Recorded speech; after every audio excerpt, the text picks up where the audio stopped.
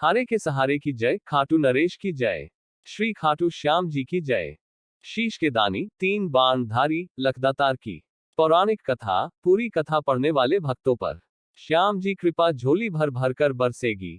भारत देश के राजस्थान राज्य के सीकर जिले में एक प्रसिद्ध गांव है, जहां पर बाबा श्याम जी का विश्वविख्यात मंदिर है। ये मंदिर करीब 1000 साल पुराना है, जिसे 1720 में अभय सिंह जी द्वारा मंदिर का पुनर्निर्माण कराया गया था। इस मंदिर में भीम के पौत्र और घटोत्कच के तीनों पुत्रों में से ज्येष्ठ पुत्र बर्बरीक के सिर की पूजा होती है, जबकि बर्बरीक के शरीर की पूजा हरियाणा के हिसार जिले के एक छोटे से गांव स्याहड़वा में होती है। हिंदू धर्म के अनुसार खाटू श्याम जी ने द्वापर युग में श्री कृष्ण से वरदान प्राप्त किया था कि वे कलयुग में उनके नाम श्याम से पूजे जाएंगे। श्री कृष्ण बर्बरीक के महान बलिदान से काफी प्रसन्न हुए और वरदान दिया कि जैसे जैसे कलियुग का अवतरण होगा, तुम श्याम के नाम से पूजे जाओगे। श्री श्याम बाबा की अपूर्व कहानी मध्यकालीन महाभारत से आरंभ होती है। वे पहले बर्बरीक के नाम से जाने जाते थे। वे अति बलशाली गदाधारी भीम और माता अहिलावती के पौत्र हैं। बाल्यकाल से ही वे बहुत वीर और महान योद्धा थे। उन्होंने युद्ध कला अपनी मां तथा श्री कृष्ण से सीखी। महादेव की घोर तपस्या करके उन्हें प्रसन्न किया और 3 अमोघ बाण प्राप्त किए। इस प्रकार 3 बाणधारी के नाम से प्रसिद्ध नाम प्राप्त किया। दुर्गा ने प्रसन्न होकर उन्हें धनुष प्रदान किया, जो उन्हें तीनों लोकों में विजयी बनाने में समर्थ था।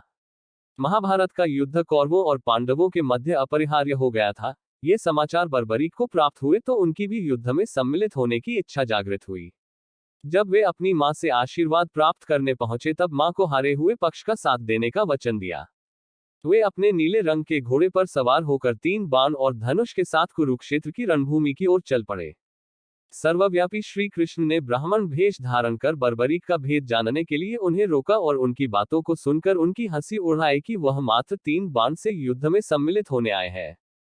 ऐसा सुनकर बर्बरीक ने उत्तर दिया कि मात्र 1 बाण शत्रु सेना को परास्त करने के लिए पर्याप्त है और ऐसा करने के बाद बाण वापस तूनीर में ही आएगा।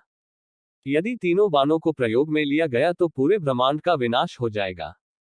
ये जानकर भगवान कृष्ण ने उन्हें चुनौती दी कि इस वृक्ष के सभी पत्तों को वेद कर दिखलाओ। वे दोनों पीपल के वृक्ष के नीचे खड़े थे। बर्बरीक ने चुनौती स्वीकार की और अपने तूनीर से 1 बाण निकाला और ईश्वर को स्मरण कर बाण पेड़ के पत्तों की ओर चलाया। बाण ने क्षण भर में पेड़ के सभी पत्तों को वेद दिया और श्री कृष्ण के पैर के इर्द गिर्द चक्कर लगाने लगा।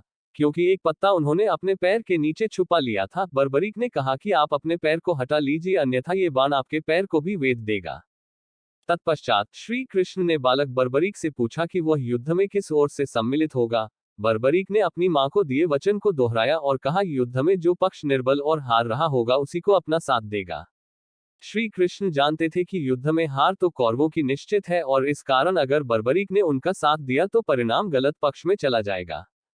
अतः ब्राह्मण रूपी श्री कृष्ण ने वीर बर्बरीक से दान की अभिलाषा व्यक्त की। बर्बरीक ने उन्हें वचन दिया और दान मांगने को कहा। ब्राह्मण ने उनसे शीश का दान मांगा। वीर बर्बरीक क्षण भर के लिए अचंभित हुए, परंतु अपने वचन पर अडिग रहे। वीर बर्बरीक बोले, एक साधारण ब्राह्मण इस तरह का दान नहीं मांग सकता है। अतः ब्राह्मण से अपने वास्तविक रूप से अवगत कराने की प्रार्थना की। ब्राह्मण रूपी श्री कृष्ण अपने वास्तविक रूप में आ गए। श्री कृष्ण ने बर्बरीक को शीश दान मांगने का कारण समझाया कि युद्ध आरंभ होने से पूर्व युद्धभूमि पूजन के लिए तीनों लोकों में सर्वश्रेष्ठ क्षत्रिय के शीश की आहुति देनी होती है, इसलिए ऐसा करने के लिए वे विवश थे। बर्बरीक ने उनसे प्रार्थना की कि वे अंत तक युद्ध देखना चाहते हैं। श्री कृष्ण ने उनकी यह प्रार्थना स्वीकार कर ली। श्री कृष्ण इस बलिदान से प्रसन्न होकर बर्बरीक को युद्ध में सर्वश्रेष्ठ वीर की उपाधि से अलंकृत किया। उनके शीश को युद्धभूमि के समीप ही एक पहाड़ी पर सुशोभित किया गया, जहां से बर्बरीक संपूर्ण युद्ध का जायजा ले सकते थे। फाल्गुन माह की द्वादशी को उन्होंने अपने शीश का दान दिया था, इस प्रकार वे शीश के दानी कहलाए। महाभारत युद्ध की समाप्ति पर पांडवों में ही आपसी विवाद होने लगा कि युद्ध में विजय का श्रेय किसको जाता है। श्री कृष्ण ने उनसे कहा, बर्बरीक का शीश संपूर्ण युद्ध का साक्षी है, अतएव उससे बेहतर निर्णायक भला कौन हो सकता है।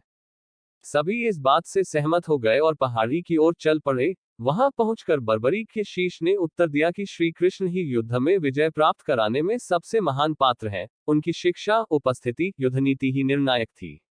उन्हें युद्धभूमि में सिर्फ उनका सुदर्शन चक्र घूमता हुआ दिखाई दे रहा था, जो शत्रु सेना को काट रहा था। महाकाली कृष्ण के आदेश पर शत्रु सेना के रक्त से भरे प्यालों का सेवन कर रही थी। श्री कृष्ण वीर बर्बरीक के महान बलिदान से काफी प्रसन्न हुए और वरदान दिया कि कलयुग में तुम श्याम नाम से जाने जाओगे, क्योंकि उस युग में हारे हुए का साथ देने वाला ही श्याम नाम धारण करने में समर्थ है। उनका शीश खाटू नगर वर्तमान राजस्थान राज्य के सीकर जिला में रखा गया, इसलिए उन्हें खाटू श्याम बाबा कहा जाता है। ये दावा किया जाता है कि एक गाय उस स्थान पर आकर रोज अपने स्तनों से दुग्ध की धारा स्वतः ही बहा रही थी। बाद में खुदाई के बाद वह शीश प्रकट हुआ, जिसे कुछ दिनों के लिए एक ब्राह्मण को सुपुर्द कर दिया गया। एक बार खाटू नगर के राजा को स्वप्न में मंदिर निर्माण के लिए और वह शीश मंदिर में सुशोभित करने के लिए प्रेरित किया गया। तदंतर उस स्थान पर मंदिर का निर्माण किया गया और कार्तिक माह की एकादशी को शीश मंदिर में सुशोभित किया गया, जिसके रूप में मनाया जाता है। मूल मंदिर 1027 में रूप सिंह चौहान और उनकी पत्नी नर्मदा कंवर द्वारा बनाया गया था। मारवाड़ के शासक ठाकुर के दीवान अभय सिंह ने ठाकुर के निर्देश पर 1720 में मंदिर का जीर्णोद्धार कराया। मंदिर इस समय अपने वर्तमान आकार ले लिया और मूर्ति गर्भगृह में प्रतिस्थापित किया गया था। मूर्ति दुर्लभ पत्थर से बनी है। खाटू श्याम जी आज के समय में कई परिवारों की एक बड़ी संख्या के कुलदेवता है। बोलो खाटू नरेश की जय। जयकारे के साथ चैनल को सब्सक्राइब अवश्य करें। अच्छी वीडियो देखने के बेल नोटिफिकेशन दबा ले और कमेंट जय श्री श्याम लिखना न भूले। धन्यवाद।